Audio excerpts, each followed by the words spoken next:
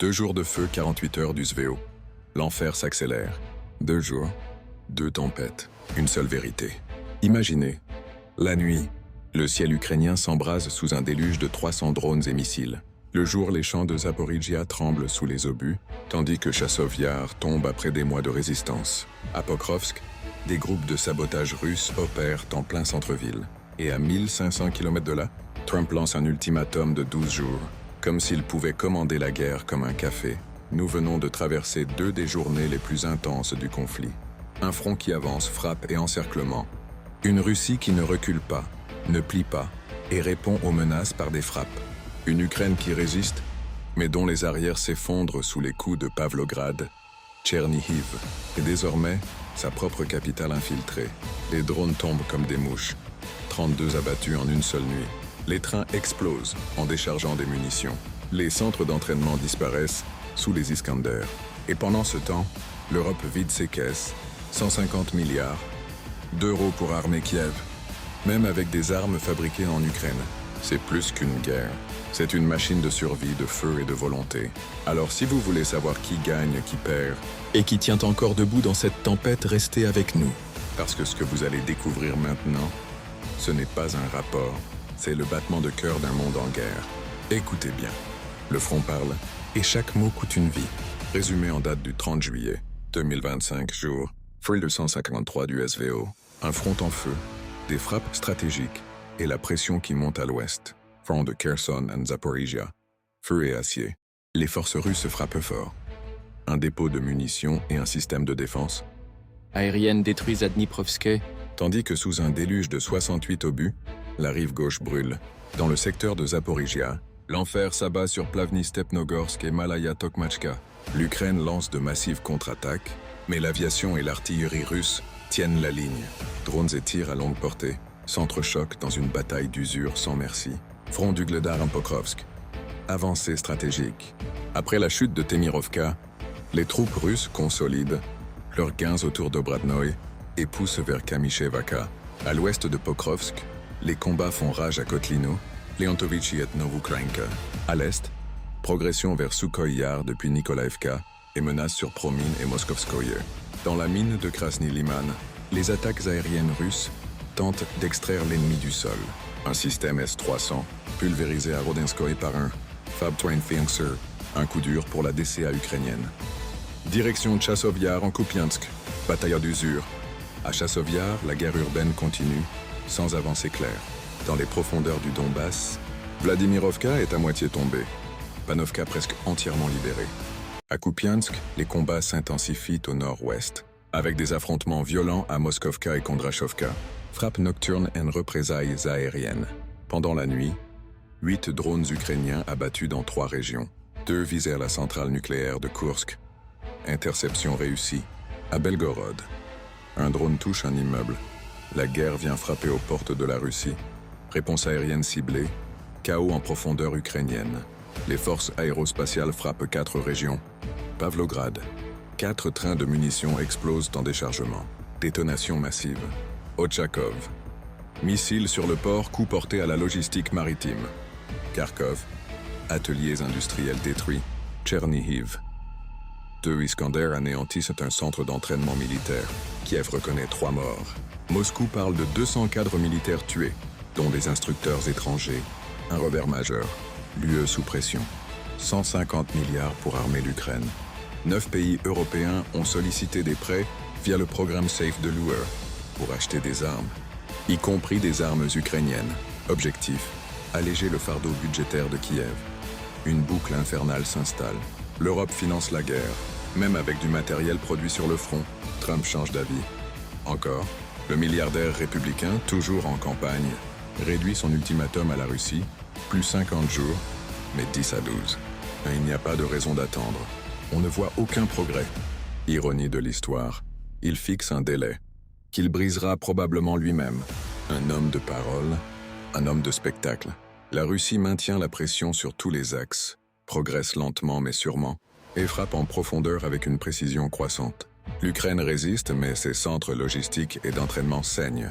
Pendant que l'Europe continue de financer la guerre, Moscou démontre qu'elle peut atteindre l'infrastructure vitale. Le front tient. L'étau se resserre. Et le monde regarde. Fin du jour 1253. Le compte à rebours de Trump a commencé, mais sur ce champ de bataille, seuls les obus marquent le temps, résumé en date du 31 juillet 2025. Un front en ébullition, un déluge de drones, et Medvedev qui remet Trump à sa place. 31 yeux dans la nuit, 32 drones en flammes. La défense aérienne russe a transformé la nuit en enfer pour les drones. Ukrainiens, 32 appareils, détruits en 6 régions. Un assaut massif repoussé, avec des vols coordonnés visant probablement Kiev et des infrastructures clés. Même le rail de Volgograd a été touché, un rappel brutal. La guerre n'épargne pas le cœur russe. Et pendant que les Gérani volent, Moscou prévient, ces drones ne sont plus des jouets, mais des armes fatales, capables de frapper depuis les airs, ou même depuis la mer. Front de Kherson. Ochakov sous surveillance, débarquement imminent. Les positions ukrainiennes à Antonovka subissent de nouvelles attaques.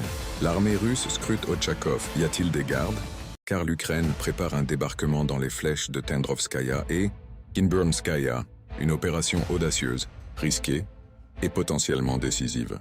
Pendant ce temps, 58 tirs russes martèlent la rive gauche. La mer Noire retient son souffle. Front de Zaporizhia, Plavny et Stepnogorsk, champ de bataille sans fin. Les combats font rage. Les troupes russes ont repris du terrain à Vassilievka, perçant les lignes ukrainiennes. Malgré les perturbations dans le récit, le message est clair, l'offensive continue. Les lignes tiennent, mais craquent sous la pression. Et pendant ce temps, un soldat pense à ses enfants et achète une couverture.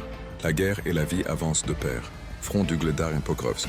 Vers la chute, depuis Temirovka, les forces russes nettoient les ceintures forestières au sud, progressent vers Iskra, Kamishevaka et Alexandrograd. L'aviation d'attaque pilonne les défenses ennemies. À Pokrovsk, la situation devient critique.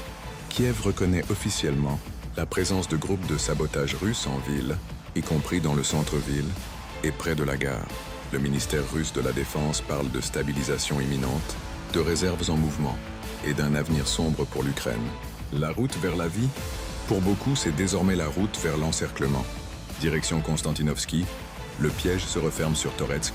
À Alexandro-Kalinovo, Katerinovka et Shcherbinovka, les combats s'intensifient. L'assaut russe vient du sud-ouest, tandis que Toretsk reste un nœud de résistance. Mais la chute de Tchazov, Yar est maintenant officielle selon Moscou, une victoire symbolique et stratégique. De Tchervono et à Nikolaevka, l'ennemi se prépare à contre-attaquer. Mais la libération de ces villes ouvre la voie vers Konstantinovka et Drushkovka. L'est du Donbass vacille. À Seversk, à Krasnolimansk, silence stratégique. Peu d'infos de Seversky, mais des positions identifiées à Verkhnekamenskoye. À Krasnolimansk, le brouillard de guerre règne. La plupart des zones sont en zone grise, contrôlées par personne ou par tout le monde. À Torsk, rien de nouveau. La guerre d'usure continue, sans gloire ni victoire claire. Direction Kupiansk et Kharkiv. Guerre de mouvement. À Moskovka, les combats font rage. Des marchandises et des emballages de chiens. Probablement un code ou une erreur sont mentionnés. Mais le message est clair. La logistique ennemie est ciblée.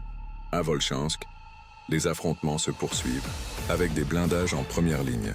Près de Katneye-Zarubinka, les forces russes protègent leurs masses opérationnelles. La pression monte vers Kharkiv, front de Soumy. Commande spéciale, combat spécial. Dans le sud de Yunovka et à Kondratovka, les combats sont extrêmement intenses. Une commande spéciale pour votre camion? Peut-être une référence codée à un convoi stratégique ou un lapsus. Quoi qu'il en soit, le secteur bouge. Frappe aérienne massive. 8 régions, 300 drones en jeu. Les forces aérospatiales russes ont lancé des frappes sur 8 régions ukrainiennes. L'objectif, paralyser la logistique, détruire les centres de commandement et semer la panique. Avec 300 drones et missiles mobilisés, l'échelle du bombardement est sans précédent. L'aéroport de Juliana, probablement une erreur pour Zuliani, près de Kiev, est visé. La livraison? Payante. La destruction? Gratuite. Medvedev répond à Trump. 10 jours? La Russie n'est pas un jouet.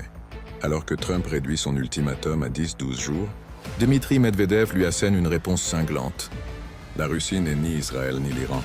Chaque ultimatum est un pas vers la guerre. Pas entre la Russie et l'Ukraine, mais entre les États-Unis et la Russie. Ne suivez pas la voie de Sleepy Joe. Un avertissement clair. Moscou ne négocie pas sous la menace. Et Trump, pour l'instant, n'est qu'un spectateur bruyant. 31 juillet 2025. Le front russe avance par à-coups, mais avance. Chasovyar tombe, Pokrovsk est infiltré, les drones pleuvent. Et l'UE finance la guerre à coups de milliards. L'Ukraine tient, mais ses arrières brûlent. La Russie frappe fort, loin et sans état d'âme.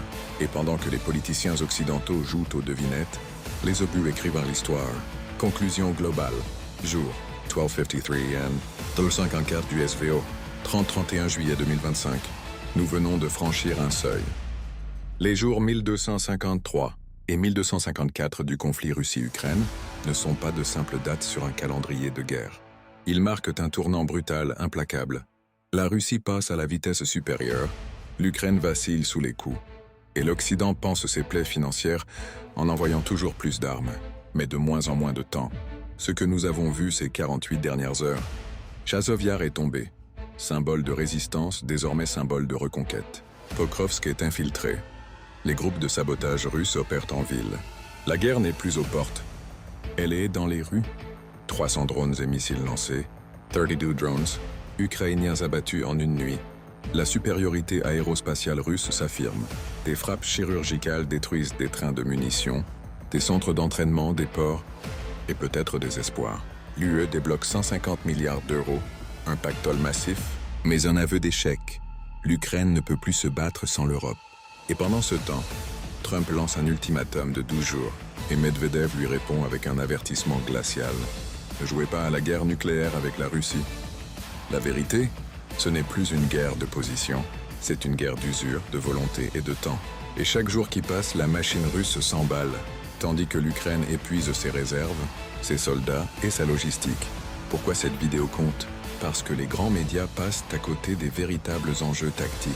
Ici, vous voyez le front en temps réel, sans filtre, sans censure.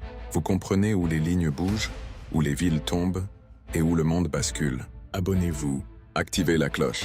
Chaque jour, nous décryptons la guerre comme personne. Avancée militaire. Frappe stratégique.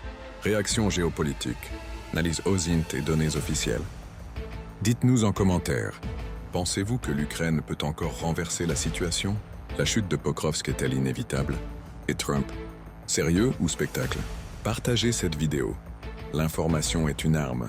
Et dans cette guerre, être informé, c'est survivre à la désinformation. Un fin de party? Non. Mais la fin a commencé.